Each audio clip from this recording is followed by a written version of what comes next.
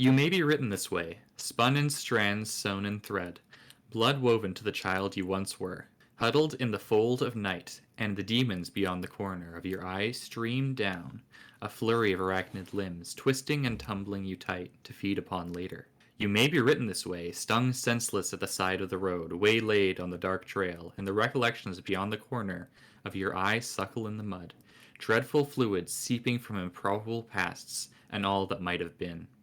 You would be written this way, could you crack the carcass and unfurl once more the child you once were.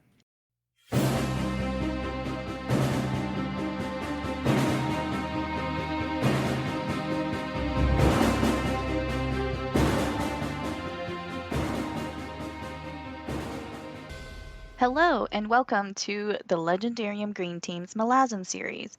Welcome to episode 2 of the Midnight Tide series. I am BefuddledPanda, and unfortunately today we do not have Hurinfan with us. He's under the weather and recovering. But don't worry, we still have with us JasnahAsABoy. Hello. And Ashaman. Hello. Ashaman is the lone Malazan veteran for this episode. Yesna and I are reading the series for the first time. Today, we are covering Midnight Tides chapter 6 through 11. Spoiler warning, everything up through these chapters is fair game for discussion. We'll use our usual chapter by chapter format. Before we get started, anybody have any cool stuff happening in life recently? Ooh, cool stuff. I'm going to the farmer's market on Sunday. That's pretty cool. Ooh, yeah. Get to get that nice sourdough bread. We're trying to close on our first house. Yay! He doesn't know the actually exciting news. Farmer's market, buying a house. It's all fair game. I'll meet you in the middle. I started watching Castlevania and I'm just so hooked. I can't stop. Castlevania is so good. It's such a beautifully animated show. Oh, I'll have to check it out. You should. You would like it. Yeah. It is very gory, lots of violence. But it's also very funny. And short. Speaking of violent television shows, the trailer for the Wheel of Time dropped today, and I've watched it at least 4 times, and it's awesome. I haven't watched it yet. I've been at work all day. Yeah, I had time to watch it once in between swinging my pickaxe, breaking up dirt, and laying gravel. Woo! I haven't read the book, so I won't know like if it's good for the fans or not, but from Yesna's like reaction, it sounds like it's good. I mean, I'm recommending to people that I do not recommend read the books that they watch the show based on this trailer. So interesting. Okay. Yeah, I'm gonna be one of those people. So I'm looking forward to that. As another person who read the book, the trailer looks very promising. Obviously, they can still mess it up from here, and it could just be the trailer company's good at their job, but... Yeah, I really was trying to temper my expectations on this. I've been wanting a Wheel of Time movie or show since I was 12. It was my boyhood dream to write or direct it. And that didn't happen, obviously. But, having read a lot of other fantasy and realizing WoD is not as good as I thought it was when I was like ages 12 through 21, I was like, okay, maybe the show won't be that great. They screw up shows all the time. I don't know. But then I saw this trailer and I was like, this looks really cool. And like, in my mind, like there's a really good story in the Wheel of Time. And if they trim some of the fat, which will piss off some fans, it'll probably make it a better, more tight story. So like, I'm excited because I feel like they'll have to trim some of it down just to get it into the TV. Oh yeah, they'll have to cut so much. Yeah, I'm excited for that. So cool. I feel like they'll distill it down to like, I mean, if they do it well, they'll just distill it down to, the essential beats, and that'll be great. Well, as a person who's not read any Wheel of Time, I'm excited to watch the trailer. Okay, so Midnight Tides. We're halfway through the book now, and and when we finish the book, we'll be halfway through the series. That is true, and we'll have exciting things for the middle of the series recap and whatever reflections and stuff. But this book is a bit slow, huh? Yes. Yeah. Yeah, it's fairly slow paced at the start. I agree. I'm looking forward to when it picks up. So, okay, shall we get going? Yeah, why not? Start with All chapter right. 6, I assume, eh? Yeah, take it away. Chapter 6. 3 ships come into dock. Briss deals with some rats in the palace and decides to become a blood donor. Bug makes some friends. Shirk Alal gets a makeover. Briz talks with his boss. Who wants to start? I loved the rat catcher I sequence. was gonna talk about that first as well. Go ahead. No, go ahead. Tell me your thoughts. I'll chip in later. I mean, as somebody who's a fan of the Corbel Broach and Bacalane novellas that basically spin off of Memories of Ice, this was like the perfect kind of humor that you would get in a Bacalane and Broach novella, and it just it reminded me of the novellas, and that I want to get back to them and finish them now that I finished Memories of Ice. And I just loved it. I love that he came out when he's like covered in the rats, and it's like a suit, and the guy thought he drowned. I just it's just my kind So of humor. gross. It is. It's very gross. But it's a very like vivid image, you know. Erickson did a really good job with the description of that. Yeah. It also makes you wonder what. So they're rat catchers.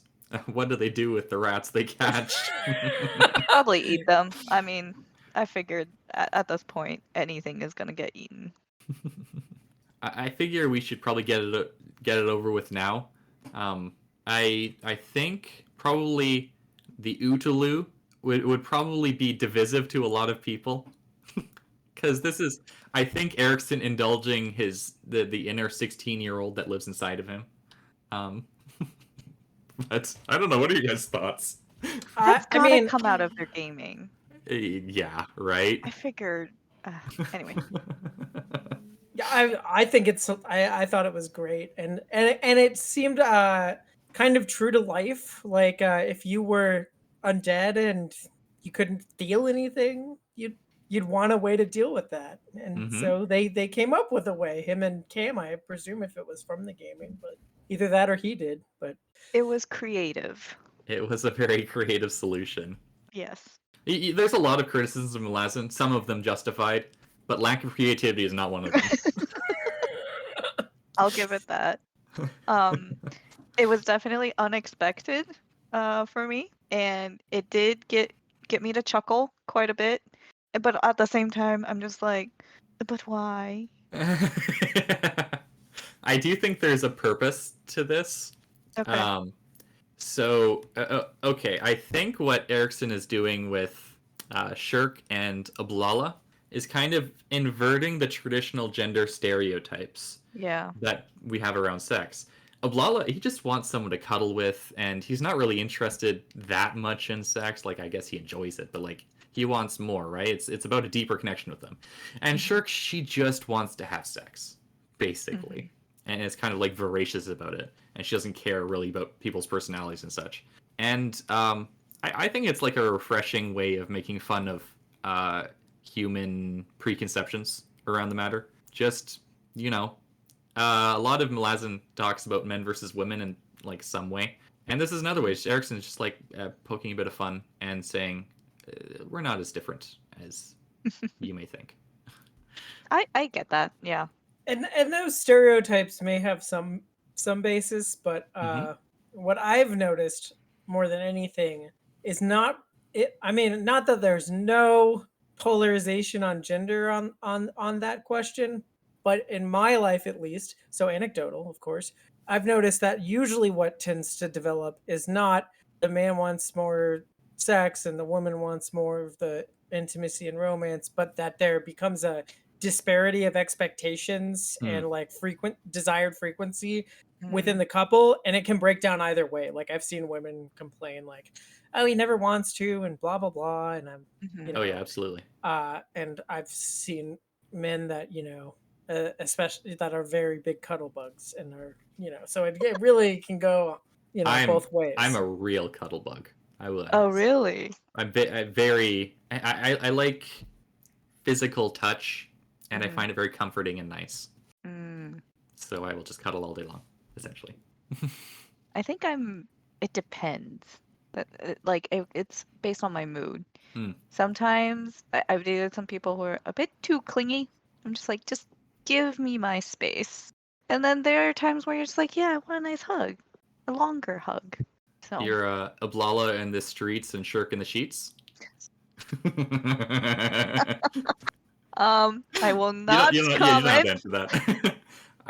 I think there is also a little bit of fun poking at that Erickson is doing at male obsession with size in this book, because obviously women do not react that way to men of that kind of endowment, right? Like it's not like a thoughts go out the window. I just need to bed this man right now as Yeah. many times as I can, right?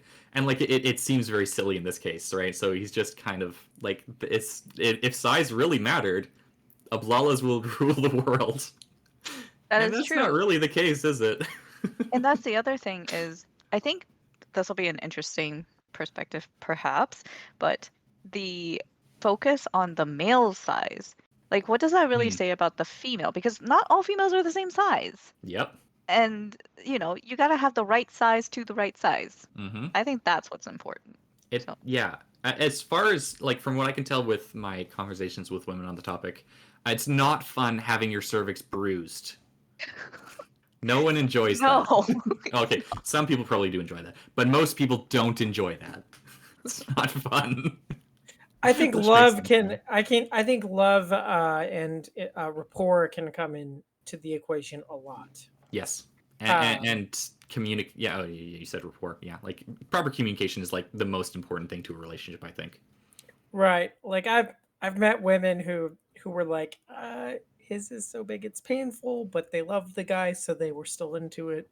Mm-hmm. So that can like cut across whatever concerns about size there are, be they too small, too big, too thick, too I think, whatever. yeah, you have a point. That's Mm-hmm. fair. People will find ways to make it work. Yeah. And with that, what's next? Well, okay. Briss goes to the undersea and finds a bunch of forgotten gods. Yeah, Yeah. that was interesting and creepy. Yeah. Right. Mm-hmm. I loved that scene. I don't think I can say too much around it. I find it really cool, and just like kind of the notion of all the forgotten gods. Where do they go? In Malazan, they have a place, and it is under the sea, guarded by some weird Guardian. guy. Or at least, the ones that Mail was able to offer that sanctuary to. Yeah. Yeah. Um, Kind of tells you a that- little bit about Male too. yeah, that's interesting contraposed to, the behavior of Malagrel. Mm-hmm. And but what I was gonna say is I like how he kind of played with like the fantasy tropes about naming and like the power of names and things like that. And I Absolutely. also liked Briss's like sacrifice. Yeah. No. Yeah. Like this is another true like character moment for him. Like he hears the sad story and then he is like, how can I help? Yep. Not completely selflessly, because it serves the interest of the Lothari cause to do that. At least, from Briss's perspective and the perspective of his mission. But he took a different approach to it than the king and what's the guy's name that sent Sita? him on the mission? The Sita. Yeah. His rank is the Sita. Yeah. I Sita always forget. Kwan. Yeah, I thought it was a cool sequence. What did you think, Panda, of this sequence? Yeah, well, Male's not there. So where the heck is he? Where is Male? Yeah. And I thought that what you pointed out, the whole thing about names having power, that reminds me of legacy. And legacy is something that I've been thinking quite a bit about for whatever reason. I mean, it's not like I'm on my deathbed, but I am thinking about like, okay, what do I want to leave a legacy? What kind of legacy would I want to leave? Not saying that, I'm so important, that everybody needs to know who I am. That's not quite what I'm saying. It's more of like for the people that I have impacted in life, right? How would I want them to really remember me? And I think that also gets to why people have kids, I guess, or like build a family. to like prolong the legacy of their family, their history. Yeah. A lot of people try and shape their kids into versions of themselves. Mm. But anyway, that was a bit of a tangent going from names to legacy. Man, I find the Sita's interactions with Briss so funny. It's like, I was going to have you drink this. Curdled milk will not harm me, Briss said, taking the goblet from the Sita. He quickly tossed it down, then set the silver cup on the table. How long? For what? Until the potion takes effect. What potion? Come with me. It was one of my experiments, but judging by your pallor, it would seem that that was not the case. Yeah, I got a little chuckle out of that too. I'm so amused by the Sita. Because, I always forget to highlight any of those sections or write down anything in my notes about them because I'm just like into it. Yeah. Man, like, he just speaks to me. Because, like, I have interactions like that where, like, there's just, like, some kind of miscommunication because I'm a little odd, or sometimes more than a little odd. And it just ends up being so funny in the best of cases, and sometimes tragically, it doesn't end well, let's say, sometimes. We have this character named Un, UNN. So that was a scene that was unexpected. I did not expect. Is about the grandma and how, like, I guess Garen Eberick killed her, and she was like trying to crawl back home, and her granddaughter came and got Bug. Yeah, Kevin got Bug. Yeah, that was sad, and I don't know. It felt like it was, just setting up for whatever's gonna come next regarding Ebrecht. Maybe like what his fate will be later in this book, but sounds like Un maybe wanting to get revenge. It really gives you a sense of Bug as a person. He's it seems like he's been around in the city for a little while at least, because he knows that poor Sherp had died a few decades past and he still misses him.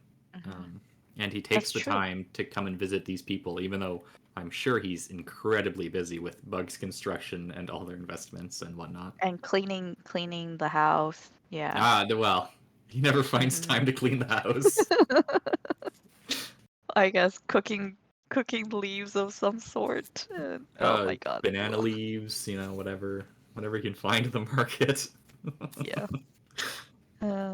I do like Nifadas. Nifadas? He seems reasonable and cool. Like there was that the scene with the king and I think it was Briss, and the whole like spies of spies that shenanigans. Yeah, no, the Lotharii government is an absolute mess. Yeah. And yet they keep chugging forward. Yeah, and then other things that will happen in the chapters we covered with Nefadas. I'm like, dude, I like you. You're logical. He's the eunuch, right? Yes. I think first eunuch, yeah. Yes. I found it refreshing because often in stories, eunuchs are schemers if they are in a court, and like just duplicitous Weasley men. But no, he seems to be just a good guy. Well, for now, I don't know. There's still half a book left. Yep. Is he the one that got pissed off at Bruce? No, that was Tribunal, I think. Is that the counselor or? Yeah, the chancellor. Chancellor. Yeah, who is on the side of the queen. Are you ready to move on to quotes? Yeah, I have no quotes. No quotes. Is that a first? No quotes for anybody. Yeah, chapter 7. Chapter 7. Mayan blesses the Nerek. Udanos sees a vision of the distant past. Baruch and Hull meet with the Warlock King. The tiles are cast once more. We are back to the Eater, which I know is Panda's favorite. But we did get stuff that is tangential to Animender in this chapter. You remind me. When Udanos is sent the vision, Oseric shows up and it's like, I quarreled with Animender. who won? Yep. He did this time. It gives you an impression that these two have been fighting for a long time. Mm-hmm. And he was saying, or the daughters of like what are they? Dawn and Dusk, or Yes, Dawn, Dusk, and I don't know what the third one is. If she's anything. oh no, so daughter Dusk is Sheltatha Lore. Mm-hmm. And then there's That's Sukul Scabby's daughter. and Kandu, and then there is Menendor. Okay. So, yeah, like something's going on with those two and Sheltatha Lore, where she's unconscious, but she's not dead. And we learn that she is Scabby's daughter, protectress of the Ticed Eater, and Draconis's lover, which makes her mother of envy and spite. Hmm. So now we know who Envy's mother is. I don't know the significance quite yet, though, even with all this info. Yeah, like okay. So, there will occasionally be flashes to the distant past. When I was reading through this the first time, I had no idea what to make of them. Okay, great. So 'Cause I if you're don't. feeling lost with them, that's like 100% fine and expected. I think it provides like a little bit of information that you need, which I'm sure you got. But there's so much else that's going on there that is very Mhm. confusing. Okay. Yeah, the two ladies, they were saying like, oh, why doesn't Osric just kill Rake, right? They like it too much. But it's like this yin and yang kind of thing, I guess, going on with the two of them, with Osric and Rake. Yeah, I think also they just wouldn't know what to do without with the other gone. They Yeah. finally won. It's like the Joker and Batman kind of, except for obviously, it's a lot more morally gray than that. Thoughts So- here? So in your analogy, which one's the Joker? Oh, they're both Batman. Ooh. I wouldn't call Oseric or Animantor the Joker because neither of them really have a sense of humor. Really? Yeah, they take themselves pretty seriously most of the time. Rake has like he has like a dry sense of humor sometimes, but most of the time he's just like sitting there brooding like unironically. Yeah, I can see that. Yeah. So with regards to the blessing, I find it hilarious because it seems no one in the Malazan world knows what blessings do, and yet everyone's asking for them. Come bless my grandmother. Come bless the Nerek. Bless my gods. Yeah. What did that do? Who knows? Mm. It's something. I guess we'll find out. Mm-hmm. I like Wither. Wither. Yeah. What do you like about Wither? I don't know. It's just cool that Udinas's shadow is this long dead Tystandi trying to get some revenge. And poking Udinas into action. Because, he's been a slave for a long time. Why would he start causing trouble now? Okay, point of clarification. So there's Wither, which is ruin. Chen ruin. Whatever. What? Huh? No? Isn't it? Silchus is currently trapped in the Azath Tower. Oh. Yeah, okay. Wither's just some Tystandi guy that got killed a long time ago. There have been apparitions that look suspiciously like Silchus Ruin coming out now and again. And he said that he's only allowed to wander around the world in that form at night when he's dreaming. Oh, no, when he's dreaming, not at night. Okay, so in the last episode, wasn't Wither the apparition that was talking to Udinas about... Oh no, I'm already getting it all mixed up. About the trail created by the dragon. Is that not? That was not Wither, no. No, it's that's not Silchas Ruins, like astral projection, basically. Okay. Yeah. And he was talking to Hull? No. Hull and Seren. Saren, yeah. Saren. I'm pretty sure he was addressing Saren directly. Hull just happened to be. Okay. Yeah, there's a lot of apparitions. Yeah, Wither and is like is a shadow, which all the animated shadows, like a bunch of the Eeyore think that they're like Eater ancestors, Right. but they're actually the ghosts of the Andy that were betrayed in the prologue. Yes. Right. And he's like got teamed up with Udanas, I guess, because of the Wyval blood poisoning stuff that happened. Right. Okay. But then there's the Withal Yeah. character, I think who that is was a the bit of weaponsmith. yeah. Okay. Yeah, that was a bit of a mistake naming them so close together. Anyway, okay. I got it now. I feel so sorry for the Wraiths. They've just been enslaved for thousands of years. Mm-hmm. I really liked the scene with the Warlock King, and it turns out, or people guess, that he's actually been doing all this because he wants peace, not war. Which I think is really interesting. He's just trying to basically save his people from being consumed by Lothari. And to do that, he wants deterrence and to make himself seem very, very scary. That's not how I read it. No, there's a line here. Seren Pedak thinks to herself, "We are sorely imbalanced indeed. Hanan Mosag, the Warlock King, wants peace." I know, but I thought that he was putting on a show. Oh, yeah. Yeah. So I thought that too, but then the crippled god gets super pissed at him and True. chooses Brulad as his champion, and that was when I was like, "Oh no, the Warlock King actually did one." And I think Well- there's mentioned later that Hanan Mosag, he wanted deterrence, a deterrent so that the Lothari would know not to mess with the Eater. Right. Well, yeah, I mean, it was part of why the cripple god chose Rulad instead of the Warlock King was because the Warlock King was going to, he suspected the Warlock King was going to betray him anyway. Mm-hmm. Right, but I thought he said that he figured out that that Mosag was planning on using the sword as a deterrent and not for conquest. Okay. And he thought that was BS. So Gotcha. I believe that's the case, yeah.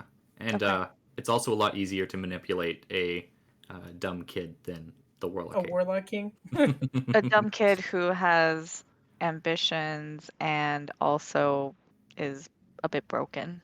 Yeah, a spirit. serious chip on the shoulder there. Yeah. And that's before he got like melted into coins and stuff. Mm-hmm. And we get another tile reading, which I bring up mostly because, like the other tile reading, it is mysterious and confusing and seems very important. At least it seemed important to me at the time. What should we be paying attention to in the tile reading? Mm. In the tile reading, okay, let's see if I can. So one thing I did want to bring up about the tile reading is she brought up Tarkin Fendere taking the Beast Throne, but like she said it like it was in the present tense, but that's like years ahead of the where we're at. I am not sure if this is prophetic or if it is a timeline inconsistency. I don't know, and I don't. I think this is one of the things that is cited when it it's confusing the timelines. So yeah, you noticed that, and good on you. No clue. I mean, I think if you ask Erickson, he might even say, "Don't know." Yeah, it might just be an honest mistake, and I don't really blame him. There's a gender swapping horse that rides over Westeros. Well, she did. She said it like it was present tense, but you could maybe say that she's like misinterpreting it. Potentially. Like, yeah, or just like she's speaking in the present tense From based the on her future future. visions. Yeah, basically. yeah, right. But Either way. it's really hard to tell. Okay, I do have to say this. Mm-hmm. I was liking Featherwitch and Mayan, and now not so much. I mean, Mayan's not an angel, even though she was like really nice to Udanas. When she got a talking to by Ruth, the Sungar mother, Mm-hmm. she then went and just like whipped Featherwitch. Like, you're the one that messed up. It's not her fault. That was a bit unexpected for me because I thought Mayan was like nice. She thought he was cool. Yeah, they're troubled characters, let's say. I guess they're not so simple. Mm. And Feather Jax. Witch, I'm just like, you big meanie. Yeah, she's mean. Yes, she's very mean. She's so proud. So, what to pay attention to in the Tyler reading? I think pay attention to what you to the things that seem a bit familiar. Pay attention to what Udanos is explaining here, and pay attention to the empty hold and empty throne. That's my suggestions. You know what? When you said that, that made me think of. This is totally off topic. It's the empty tables and empty chairs from the Oh, news. such a sad song. Yeah. I like it though. It's a good song. You know what it made me think of is and I didn't think of this not once in our first recording or reading it, but when you just said it, it made me think of the true throne of shadow that Paran interacts with in Memories of Ice. The empty hold and empty throne. And well, because presumably that's like a large chunk of Corralled Emerlon that the true throne is in, and that could be empty right now because the Eater aren't there and Amonis isn't there, and then it's an empty throne. So, and there are contestants to it.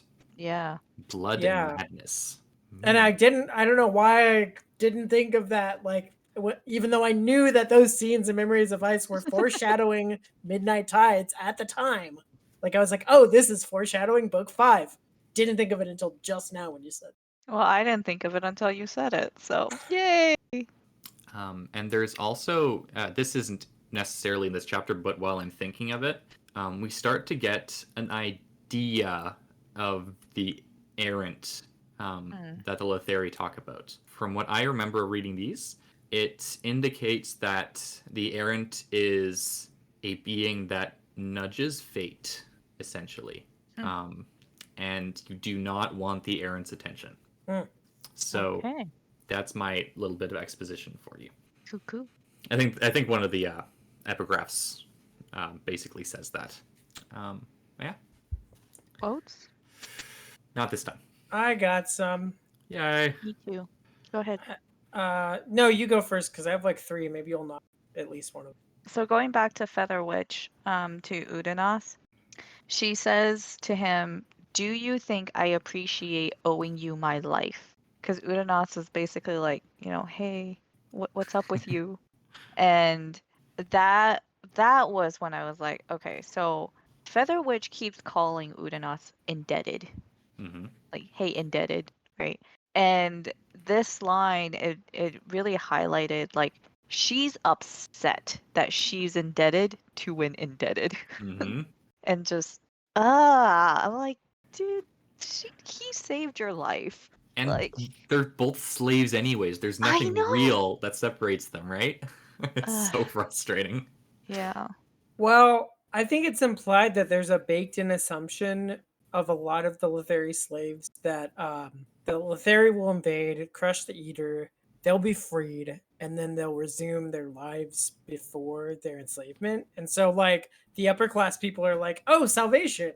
And people like Udanos are like, well, then what? Yeah, they're not enslaved. They're just temporarily embarrassed millionaires.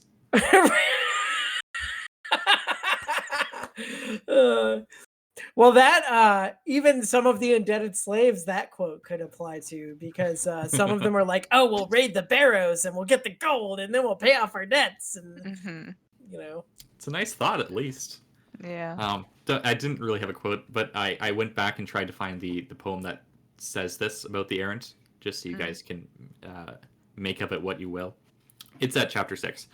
The errant bends fate, as unseen armor lifting to blunt the blade on a field sudden with battle, and the crowd jostles blind, their eyes gouged out by the strait of these affairs, where dark fools dance on tiles, and chance rides a spear with red bronze, to spit worlds like skulls, one upon the other until the seas pour down, to thicken metal-clad hands.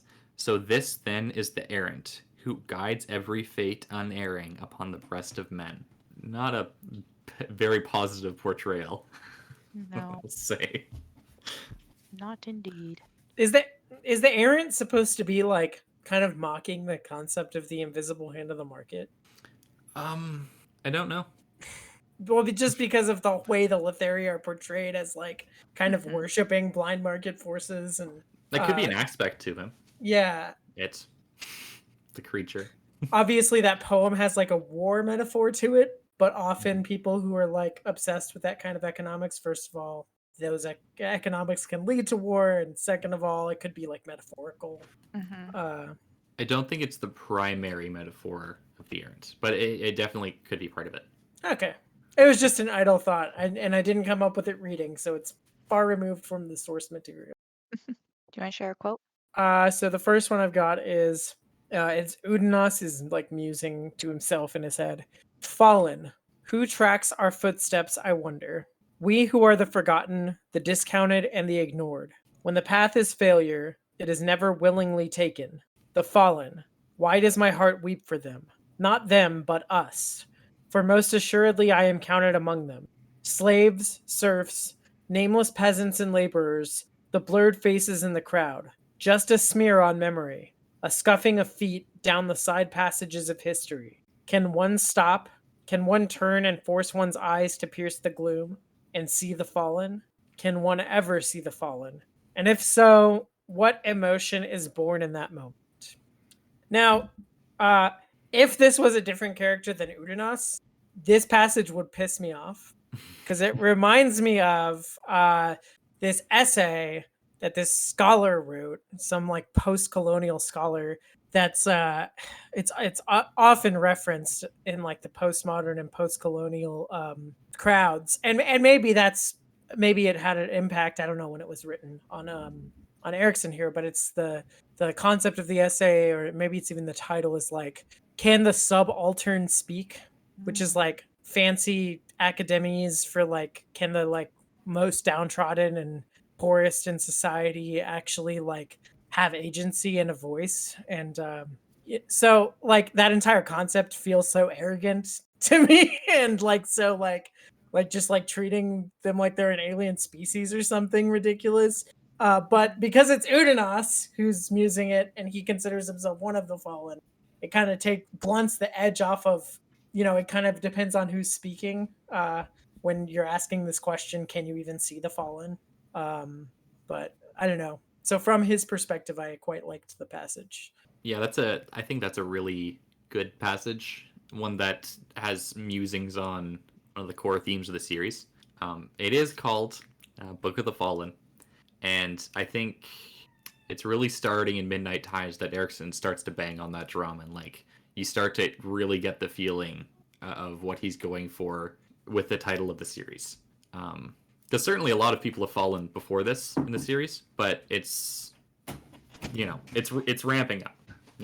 Right, and it's putting a different spin on the concept of the fallen, because up till this point you kind of get the idea that it's like the nameless soldier, the unwitnessed sacrifices and things like that, but now that you have this other aspect where it's bringing in like the concept of like just people who are like unimportant to the seemingly unimportant, right, quote unquote unimportant to the historian, or unimportant to the rulers, like people who are more like the background, The little people.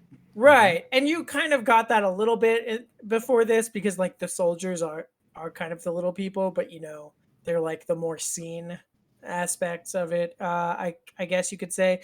Maybe not that there's no fallen before this point who fall into this category, because you have Absalar's father, who not only falls, he falls off camera, and you only see the aftermath of that in House of Chains.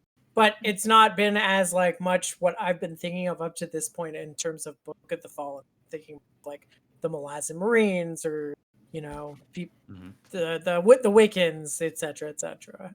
Military fallen, yeah. Right, or even the refugees who are being escorted by the military, but people who are part of these like grand wars. But Udanos like takes a broader view of it. Yeah, and like in this book, there are so many groups or people that you could consider to be the fallen. Like, Silchus Ruin is a fallen, and he's appearing now in front of everybody. Skibandari, fallen. The Teist Eater, a fallen race.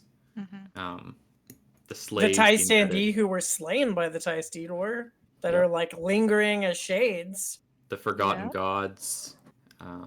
Would you consider, I guess Rulad is also considered a fallen. Absolutely, I would consider him that. This one's a tragedy. Yes, sir. All right. I forget. I don't actually know who's talking here because apparently I decided to write down a quote with no context. But there's two Letheri, I think, in conversation with each other. And one of them says, "Even stone changes. Nothing can stand still." And they're interrupted mid-sentence by the other Letheri. And the other Letheri says, "Yet we would, wouldn't we? Oh, we talk of progress. But what we really desire is the perpetuation of the present, with its seemingly endless excesses, its ravenous appetites, ever the same rules, ever the same game."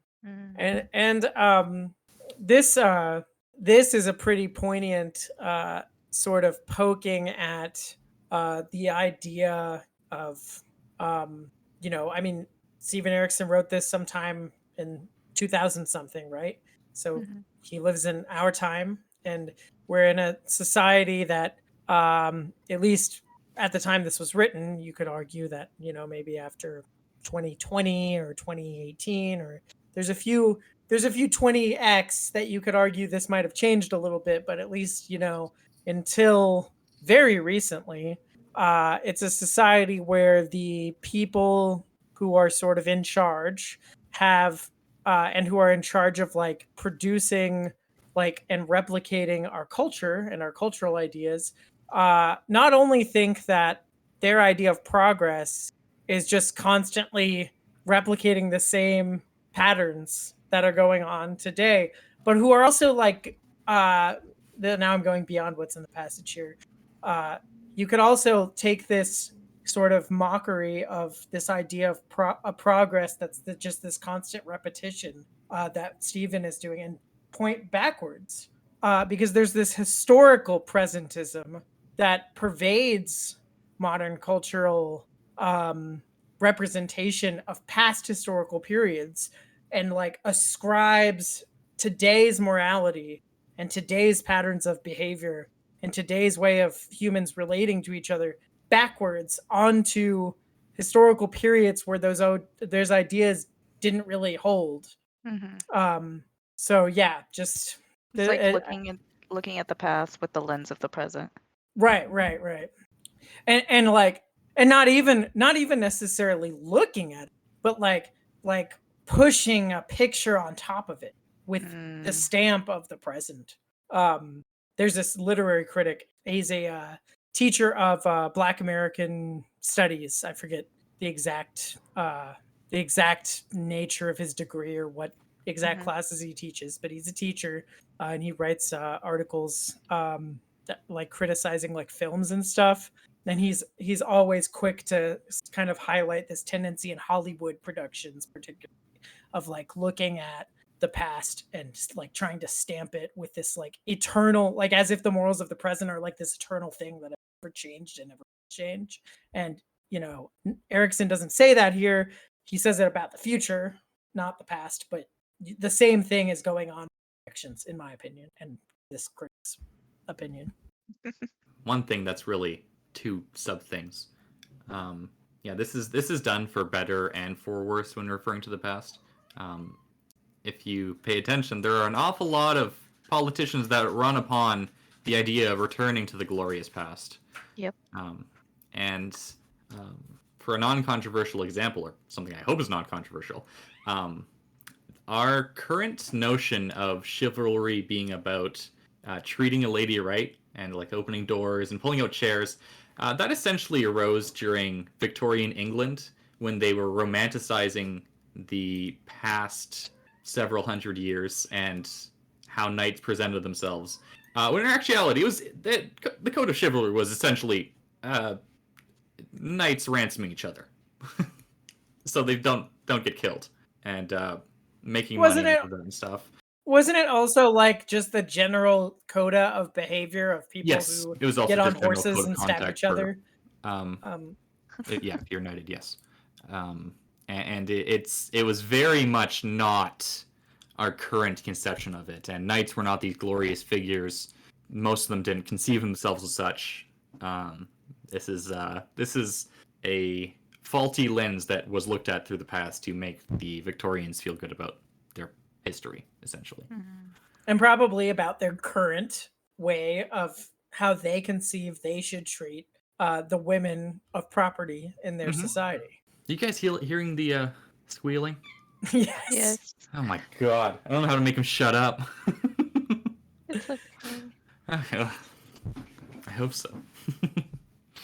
That squealing in the background, you listeners are hearing right now, that is from my small baby cat, who is very upset that he is in the room recording with me, and was also upset that he was not in the room recording with me.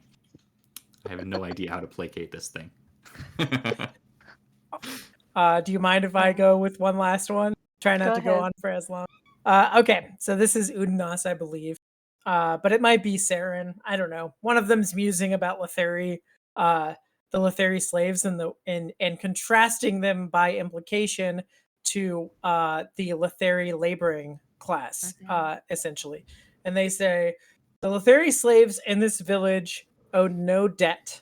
They served recognizable needs and were paid in food and shelter. They could marry, produce children who would not inherit the debts of their parents. The portions of their day allotted their tasks did not progress, did not devour ever more time from life.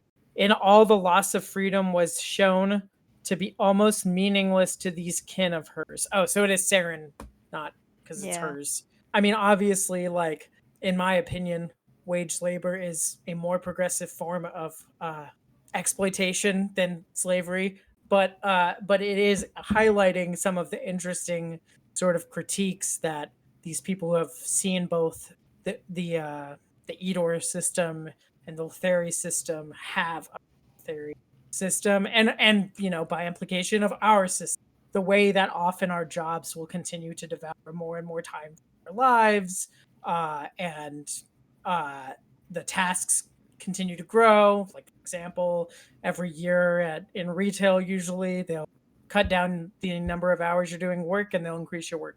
And so there's this elasticity to how much of your life and how much of your power to create you're giving up to the people that you work for, which they're showing that the Edor don't have this concept of this ever increasing workload for their exploited. How about benevolent of them? But yeah, I don't know. Just interesting. Sorry, I'm a nerd for this stuff, and Erickson's put enough of it in here that it's there for me to talk about. Oh, when I was reading this section, I did think of you because also Udanos responds to that, right? He's like, "Well, we're still slaves, though. Like, sure, you have this rosy, like, view of our indebtedness or slavery, but our indebtedness is something we can never repay." That's what he said. And yeah, so it's it's interesting that Erickson does present the two different views here from the same group of people, the Letheri. A fun little criticism of the infinite growth mindset that I heard recently, Yeah. and I'm gonna fudge the numbers on this because I don't remember, but it was if we continue on our current growth trajectory that we've been doing over the past 50 or so years, in a couple hundred or thousand years, we will run out of a universe. Yeah. Yeah. I mean, it goes back to the whole well, actually, Hull does say this to Saren, which is we visualize our goals clearly enough, but we ignore the fact that every step we take towards them crushes someone somewhere. Like, progress is not free. No. And whether it's genuine progress or the Letheri concept of progress that's just a replication of the same pattern, it's still not free in either case. We had to have a whole big war in the United States against the United States to not have slave countries. A lot of people died. I mean, Chapter 8. Yeah, Chapter 8. The Sengar brothers journey across a land of ice. Rulad falls asleep on watch. The spear of ice is reached and breached. Rulad takes the sword within for himself and dies with it. The Sengars retreat, pursued by the Jek. Do you think Rulad actually fell asleep? If it wasn't the crippled god manipulating right there, I would, which I will not speculate on, I would say he just fell asleep and didn't want to look like a fool. Yeah, I mean, it fits his personality, right? But the way the scene played out and how shocked he was and his like protesting, it made me feel like the Jek might have done something to put him to sleep, or yeah, like you said, like the god manipulating. Like it kind of felt like that like we don't get it from his perspective, right? So we really don't. Mhm. But kind of felt like that was kind of BS. But maybe I don't know. It does fit his personality to fall asleep. Get too upset about it to admit it. So I can't. I don't know. Yeah, it's something I'm not sure about. I felt like it was more of a way to introduce more conflicts between him and Troll, and therefore making what happens afterwards a bit more believable, I guess, in the way that Rulad then treats Troll. Yeah.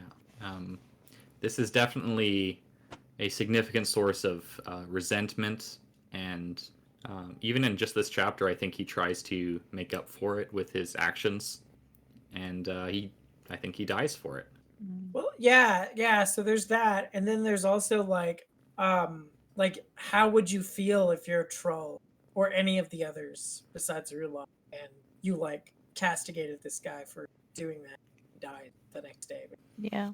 It's like a source of guilt. Yeah. Mm-hmm. Yeah, it's a tricky situation all around because obviously that almost killed them.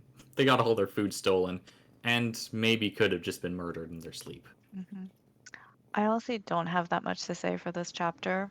The only thing I really marked was the way that Fear was describing the ice to Troll was really cool. Like the ice is dying. That's it. The It's ice a is very dying. yeah, it's like very simple how the sentence is structured, but the impact is much more powerful. Let me say, there's a lot of implications to that sentence. Yeah. Yeah. That's all I got.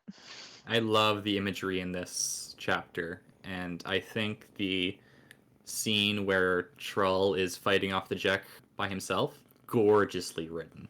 Yes. It has such a surreal, dreamlike quality to it, and like it leaves you with a lot of questions, right? Like, how did Trull know where to plant his sword? Like that, like 3 steps back, exactly as far as he was knocked back. Why did he do that? How did he know he's going to be attacked right that instant? It's incredible. It's like what's going on there? I mean, I pegged it as like just a warrior's instinct, Maybe. like beyond what he even knew he was capable. Yeah, and that's the thing. Like sometimes people push themselves, and they're shocked at what they can do. Mm-hmm. If there's also the perspective of like if the crippled god could influence and nudge somebody like Rulad, then maybe there's another force out there who is doing the same but for Troll. Who knows? Maybe. It feels very mysterious, and like he ended up doing everything perfectly. And if he didn't do everything perfectly, they all would have died. And he wasn't even lucid for it. I think it's just really tragic how they, in order to get the sword, they had to sacrifice a lot of wraiths, who, as we know, are just poor enslaved Andy souls. Chapter 9. Chapter 9. Rulad wakes in the warren of the crippled god. The Sengars return to the Eater, causing something of a stir. Rulad resurrects after his gilding is complete. I love the stuff with the crippled god. You love the stuff with the crippled god? Oh yeah. Yeah.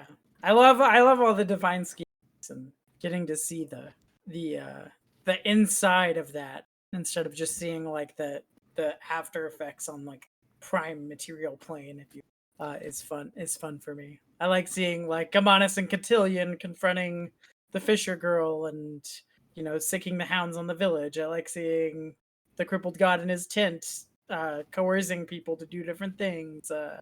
Anything to do with that has like a D&D feel to it. Like you read the Forgotten Realms novels, and a lot of them begin and end with that kind of stuff. Not that I read that stuff anymore, but when I did, so it's like, I get to enjoy that same kind of feeling, but I don't have to read stuff that teenagers to get it. I see. I empathize with that. Although my introduction to that stuff was Greek mythology.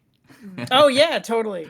Yeah. Totally. I read a version of the Odyssey in 4th grade and absolutely loved it. Oh wow. I'm actually it reading was the Iliad now, and there are a few sequences like this where it pulls back to like Zeus and all the gods like talking crap to each other and trying to figure out what they're gonna do and making compromises and stuff. I think it's a really interesting choice by Erickson to have the crippled god essentially give us some of his philosophy and why he's doing these things and his outlook on life, and then to have a character like Withal there who kind of sees right through it. He doesn't he kind of nails the crippled god's argument down and destroys it a little bit, and the crippled god just kind of dismisses it because he knows that he doesn't need to convince Withal, he needs to convince Rulad, and Rulad, being a dumb kid, is very convinced. Yeah, I guess I can move into quotes here. Like the part where the crippled god says to Rulad, the virtues of extremity, honor, loyalty, sacrifice are lifted high as shoddy icons, currency for the cheapest of labors. The longer peace lasts, the more those words are used, and the weaker they become. Sentimentality pervades daily life. All becomes a mockery of itself, and the spirit grows restless. And I mean, I think there is some semblance of truth in that, where, basically we just start taking things for granted when we're in longer periods of peace, and then it's basically just a repetition of peace and war, peace and war, peace and war. Yeah, he's like the crippled god is definitely not incorrect, and a lot of what he says resonates quite strongly. But he has flaws. He has noticeable flaws in his reasoning, and people can either choose to ignore those flaws or call them out. And you see a lot of reactions on either side. So this passage you just read, it reminds me of my favorite passage from A Land Fit for Heroes. It's a trilogy by Richard K. Morgan. It's the only fantasy trilogy the guy's ever written. So he just kind of like knocks the door down on the fantasy genre and comes in and drops this amazing trilogy and then goes back to writing sci-fi, I guess, and leaves us with nothing else. But there's really 3 lead characters, but like 2 of them are kind of put together. So really, this guy's the lead character. He's this swordsman, and he's like this gay guy who's in this super homophobic and oppressive world. And like they start bringing in slavery into his society, so he like goes against his entire country and his family and starts like just murdering his way through slavers and like just killing anybody who messes with his friends, and he's just constantly killing. He's a war veteran. And he in the 3rd book meets up with this goddess. This is not really spoilers way. It's like this minor sequence. He meets up with this goddess from the Dark Court, where she kind of pulls him into like, it's kind of like what the crippled god does to Rulad. And she's talking to him, and she basically says she can grant him a wish, but he tries to wish for this like peaceful retirement in the city that he was told about, that will exist or does exist, where there's no war, and his sword will be up in a museum. And she's just like, yeah, and what would you do? Like, what are you gonna do? Are you gonna sell your body? Are you gonna mop the floors and stumblingly attempt to speak the language these people speak? And like, can you live like with that kind of life? And even if you could, do these people want to be reminded about you, who is the type of person who's like part of the price that they paid to have this peace? And she basically like calls him on it, and it's just like, this is like a like fairy tale happily ever after crap. You don't really want that. What good are you if you're not killing people? And it really reminds me of the Crippled God's Mhm. speech to Rulad in this, except it's grimdark, so there's no real answer. You don't have the Withal character to kind of cut through it. It's like that's all it is. But Mhm. but it's very reminiscent. Yeah. And we definitely see a lot of soldiers struggling with how they would live after their soldiering is done. Mhm. It was so creepy. Oh, go ahead. Yeah, no, this chapter has also noticeable influence from horror here, and a lot of horror elements, which I think are done very well. I was shook in the Yeah. scene where Rulad woke up from death with the Screaming. coins all over him, screaming. I was shook. That's Mhm. horrifying. Whew. And Yeah. you also get a moment where when Rulad awakens and he finds himself in, like, his body essentially destroyed in many ways, his flesh has been melted together with coins, which are even over his eyes, and all he can do is scream.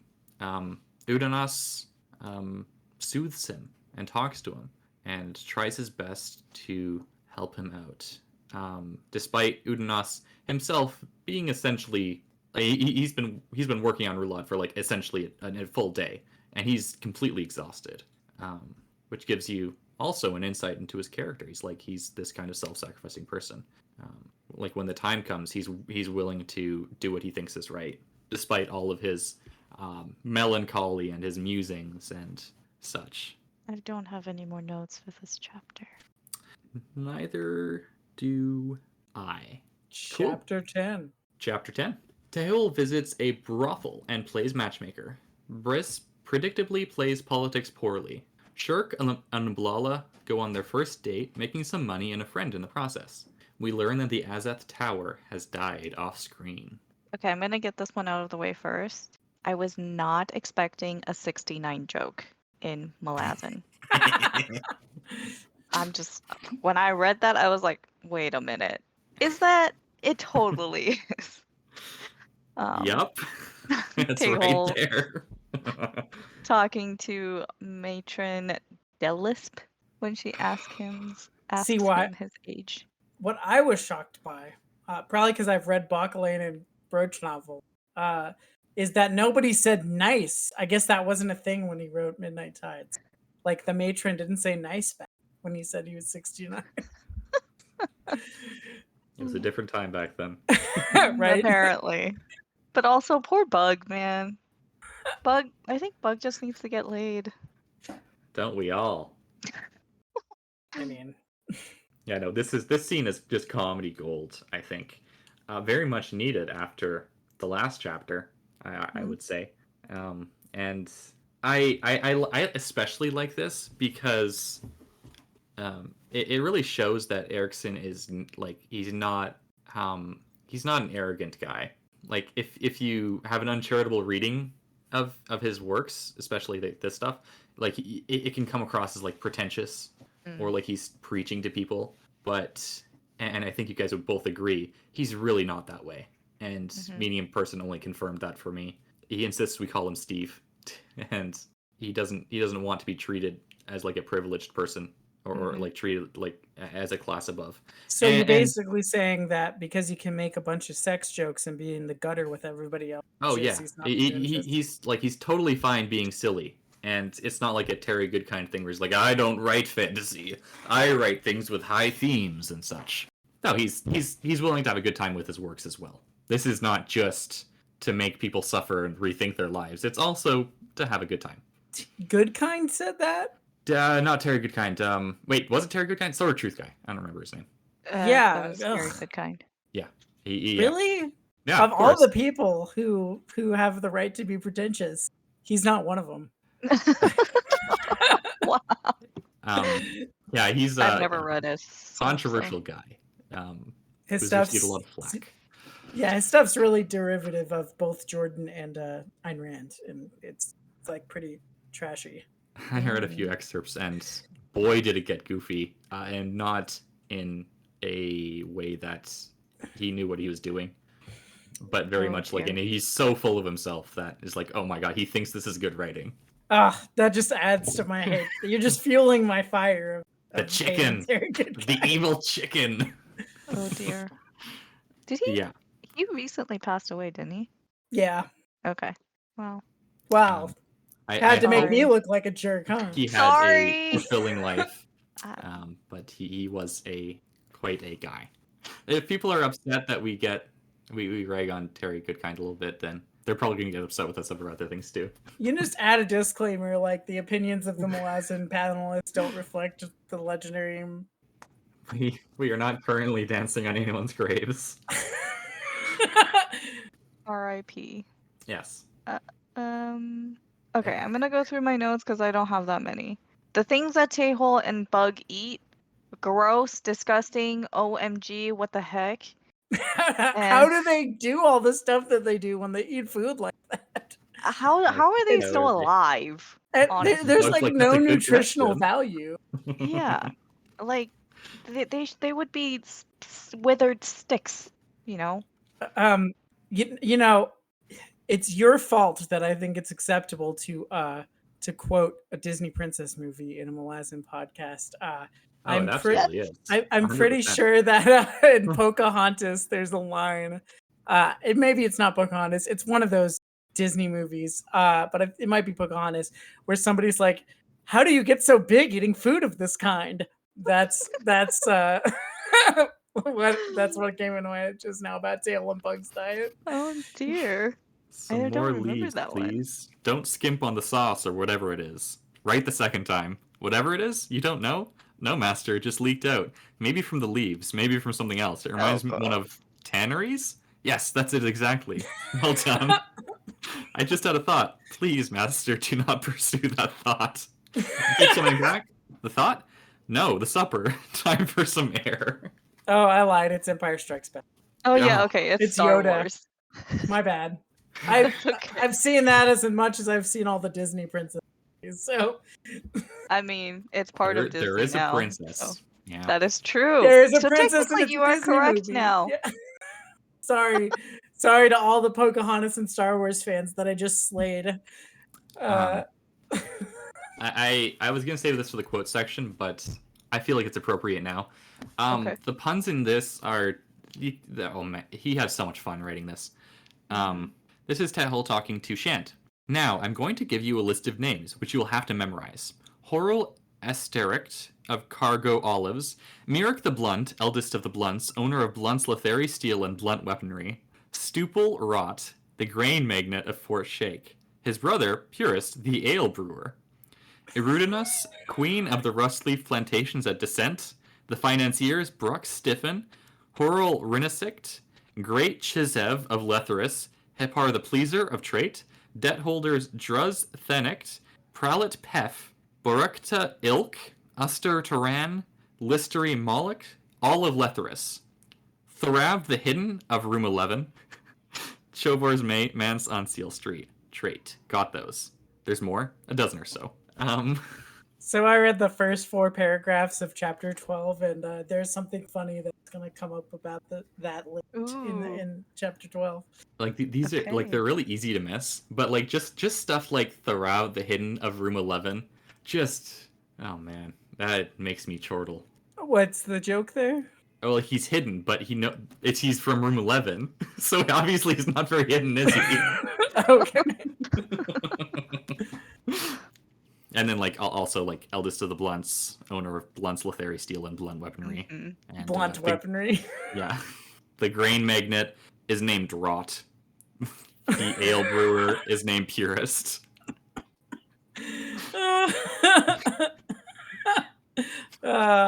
Rafo. Rafo on that list. They're also supposed to invest in all of Letherus somehow. Yeah. My last note, well, a couple notes. Shirk and Ublala, what a pair. Right. Reverse they both psychology. have what the other wants. Oh no, that was so good. There are these people who hate you or something. They do? Why? No reason. They just don't. Then I don't like them either. So you say, but I haven't seen any proof. You want proof? Good, let's go. We have to jump to that other roof, she said. I don't think you can do it, Ablala. Not quietly, anyway. Yes, I can. I'll show you I can. We'll see. And then Tail and Bug are like, it's the complexities of the male mind, Master. And then in the next scene, he's fallen through the roof. Yeah. he jumped quietly. But then he just fell through. It's so funny. Not like very few things make me laugh out loud like these books do. Yeah, same. This chapter was my favorite chapter out of all the chapters we read for this episode. That makes sense. Yes. I like this one and the next one, but I know you don't like the next one. Yeah. And then lastly, Shirk meets Harlest Eberict. Yeah. And he just really wants sharp fangs. He wants to be a monster. He's undead. He should fit the part, right? I guess. But that their exchange was really funny too. Yes. Yeah. How do you look so good? Why didn't Garoon bind your loyalty with magic? Well, we're brothers. Yeah. I loved that scene. In the Briss Plays Politics section, man, he's so far like out of his depth. He has no clue what's going on. He just doesn't want to make a decision, choose a side, right? He doesn't want to play the game. He just wants to be the king's champion. Yeah, he thinks that he has a job and that like the job is only what the job description was at the start in the interview, essentially. Right. And he doesn't want to be more, but like he is, and everyone's telling him that he is, and he's like trying to work with that, but it's just not how his mind works. I also found the section with Asita very funny here, because the Asita has been hanging up in a harness for quite a while, and is starting to go a little loopy. But at the same time, he's actually making some incredible discoveries. Mm-hmm. One thing as a physics student I noted with pleasure was he actually he notices gravity, and his proposal for measuring what gravity is actually is almost exactly what was actually used. Yeah. No, I don't know if Erickson did that intentionally or not, but Probably. yeah, I hope so at least. And he's also just all in for science. You may also lose your limbs or pass out. I still have my limbs? Oh, he also discovers Pangea, which, like, well done. Oh, yeah, he does. The foreshadowing is fantastic, and I cannot wait to point it out to you guys later. I look forward to it. I have one. Yeah. Oh, no, go ahead. Oh, I have one little quote too. It's Briss thinking about Letheri's society, because that's what I'm going to pull out of the funniest chapter in this book, is critique of political economy. More philosophy. Briss is thinking about all the like surplus population that is accumulating in Letheri's society, people who aren't part of the process of capital accumulation. And he says, you can't leave all these people behind. They're outside the endless excitement and lust, the frenzied accumulation. They're outside and can only look on with growing despair and envy. What happens when rage supplants helpless? What indeed, Briss? What indeed? Also, an Azath house is dead. And doesn't that raise some questions? I guess I didn't catch that it was already dead.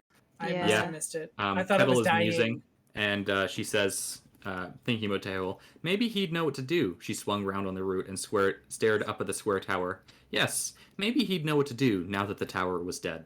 Oh, yeah. Yeah, it's at the end. Oof. As its tower is mysterious, and they can die. Who knew? What I'm getting out of the book 2 is just like building, and I'm like, great, I'm ready for the next part, which is just Yeah, no, it's like 200 pages of a roller coaster going up. Mm-hmm. Dead House Gates was kind of like that too. It was. Yeah. It had there were some more memorable sequences this early, like the Solanda and stuff. Mm-hmm. Chapter 11. Udanas discovers an inability to kill himself. The Eater kneel before a new emperor. Letheri and Eater engage in diplomacy. Rulad gets the girl. Rulad, that son of a poop face. Yeah. Now, he is did turn out he had bad intentions all along. And Troll was right. I think my main issue here was like the Warlock King how, he was super gung ho and like opposing, and he seemed like a powerful force, but then just like that, he also bent the knee to Rulad. I was expecting a bit more tug of war, I guess, more pushback from him. But once Fear knelt in front of Rulad, that was it. Yeah, if I might provide a justification on the Warlock King's behalf. Sure. Rulad has a very powerful magical artifact.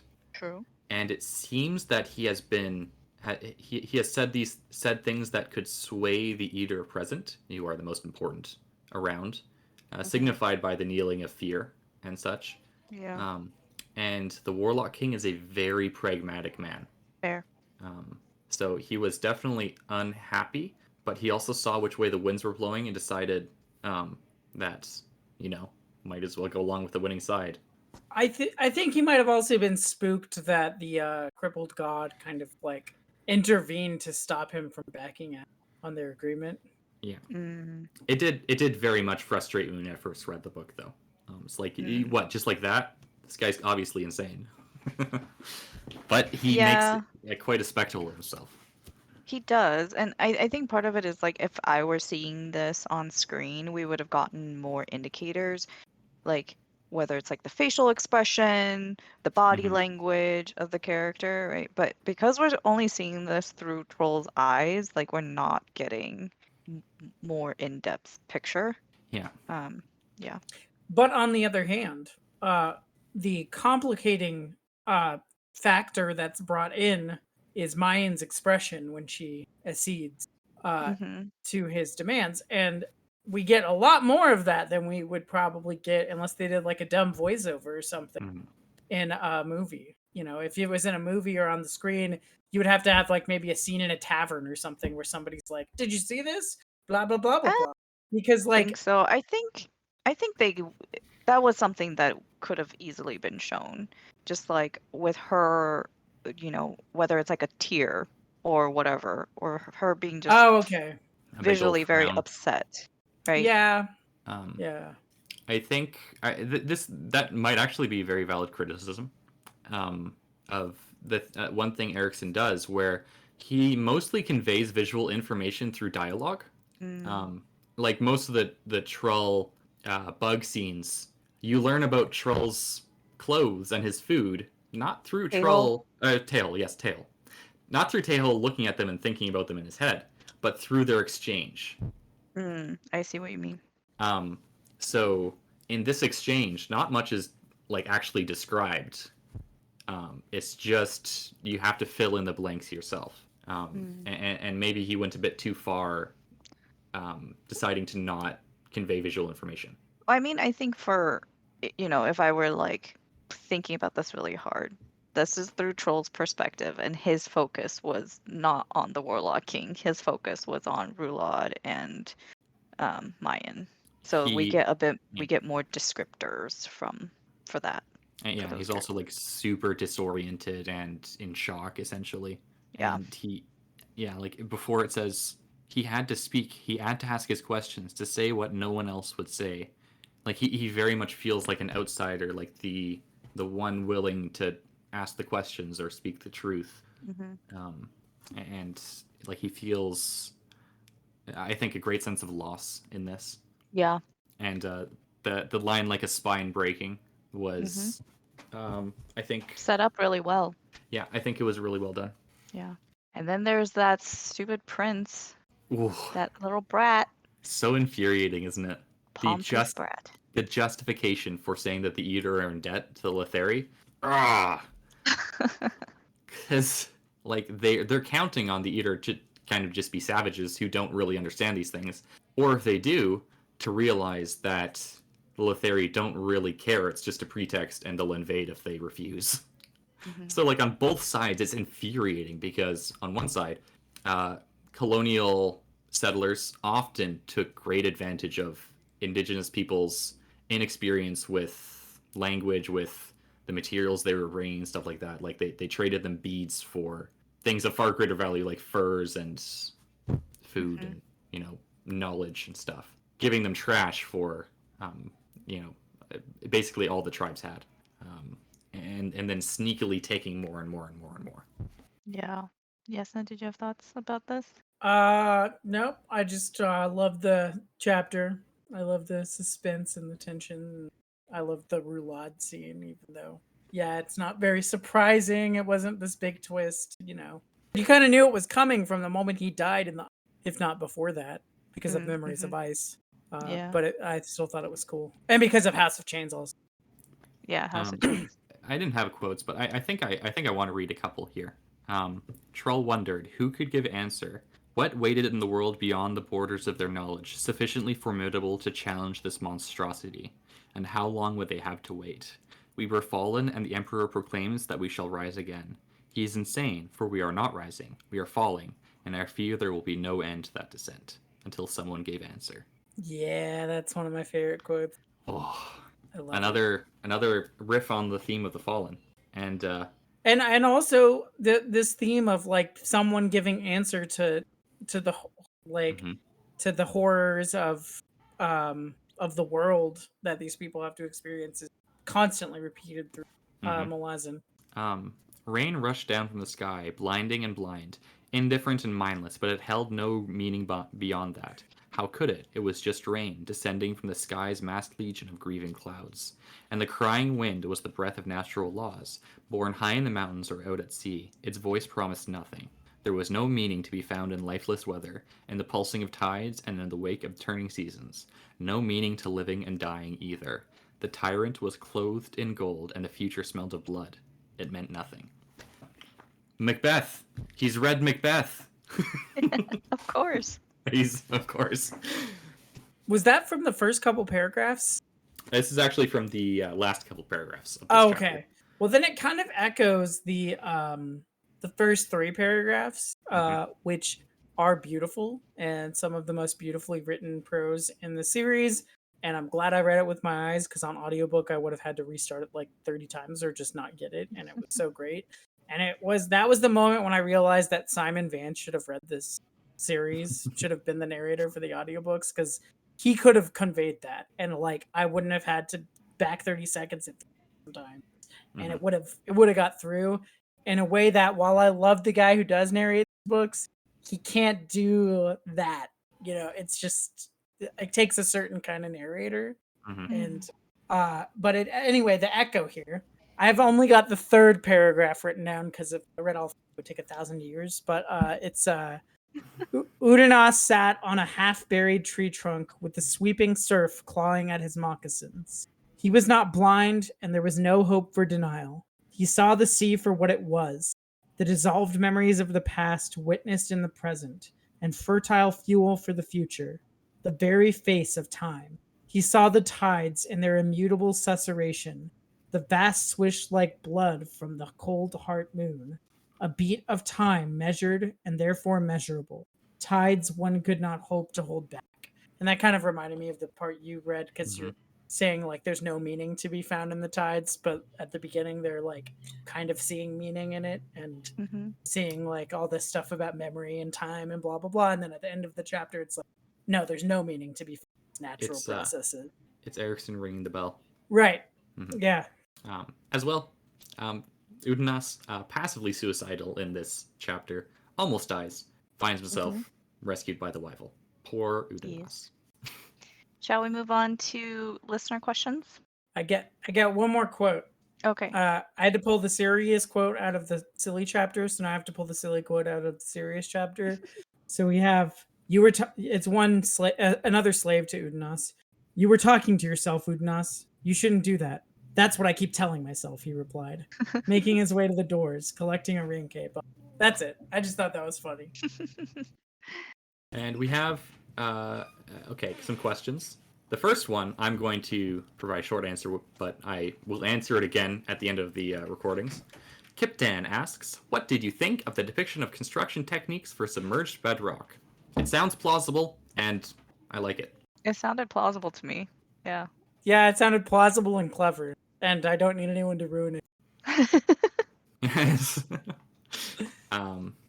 Red Army Ian asks, now that things have progressed a little more, do you think you have a better idea of the reasons for Troll's shortening and exile? Yeah. Yes. I mean, I thought it was Rulad who was the main one who was, you know, exiling Troll earlier. So if that is the case, then yes, I think I do. I think it's unquestionably the case after Chapter. I will say that at this point in the book, when I was reading the first time, I was like, I know exactly what's going to happen. Okay. And then, okay, never mind. You'll find out if I was I right or will not find later. out. Lady Sweden asks, how do you feel about the holds reading in comparison to previous readings of the deck? I found them still confusing, but so scarily foreboding. Yes, I will. The holds are a lot more primal. The tile reading is a lot less precise, Mm. and scary because it's not very refined. Yep. Personally, I Co-signed. like, yeah, I like the deck readings more than the tile readings. I'm Mhm. definitely somebody who likes more details and structure. So, Yeah, the deck is easier to read as I think a reader and in world than the yes. tiles. Does that have anything to do with the Azath? Um, Well, you can't answer that, can you? that's, ID. that's a good question. She also asks, in this book, we are introduced to a new setting and new cast, but at the same time get little pieces of history from what we learned before. How do you feel about it? I like it when I can make connections to the things I've read before. Yes. But there's Generally, that feels good. yeah, Sorry. but I there's didn't realize. so much like thrown at you right now, or me, Mm-hmm. and I have to admit, like so far, not a whole ton is super interesting. It's like, okay, I read it and I'm like, moving on. Yeah. When does this book start getting really Um, good? to your point, I think this is the last time in the series that we are shown a disconnected piece of the puzzle. Mm. Like and as I said to I think Solution in the Discord earlier today, books 5 to book 6 was when I felt it start to come together to me for me on my first time reading, and the things started to click, and I saw the connections between things, and I anticipate you guys will have a similar experience. Okay. So is this, at least within the 10? Is this the third? Is this third theater the final theater we're gonna be introduced to, where it's like just move the camera to a completely different continent and start afresh? Yeah, this is the last fresh start we'll have. And she also asks, how do you feel about the tonal shifts between the two main plot lines? I think they are apt, and I like them. It can be a little jarring, but once I get past the shift, then I really enjoy the funny parts, and I want more of that. Yeah, it relieves the tension, I think, of the horror stuff, Mhm. while also building it. Because when something really horrific happens, you want to know what happens next, and then it's like, meanwhile, over here, Yes. all this funny stuff is happening. And you can't always be in a place where you have lots of tension, because at some point Yeah. it stops feeling real. Mhm. Especially with a book, I think. Mhm. If you have an hour of blocked, and you have 30 minutes straight of tension in a show, Yeah, it gets then exhausting. but it also ends. Yeah, yes. But a You're book right. is like 40 hours long or however. Huge. Mhm. Mm. All right, you want to take us out? Any last thoughts before we close? I'm excited for you guys to have finished the book so I can tell you about the things I liked about Woohoo! it. I'm excited for the book to pick up pace and to really get going, It Yeah. starts getting going, like really getting going in book 3 and 4. as I expect Cool. from Malazan. Yeah. All right. That concludes this episode. If you want to join in our discussion or contribute listener questions, please check out the Legendarium's Discord. You can find the link on thelegendarium.com. Also follow us on Twitter at Green Team Pod for updates and fun times. Check out the Legendarium podcast for Wheel of Time, Cosmere, Lord of the Rings content, and so much more. Thank you to our panelists, Ashaman, Yesna, and I'm Befuddled Panda. Until next time. We miss you, Goodbye. Hurin. We miss Bye. you. Yes.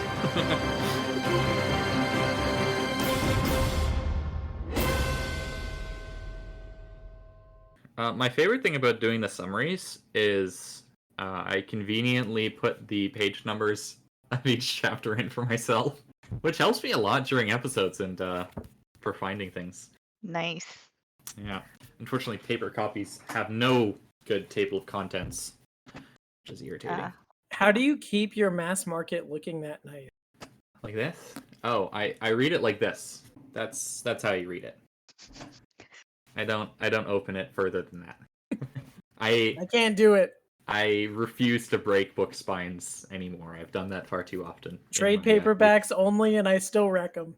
Oh, you monster. I actually found 2 of the trade paperbacks in a used bookstore in like excellent condition the other day. Which ones? Dust of Dreams and Hold Hands. I'd have bought Go them back from and you. get them.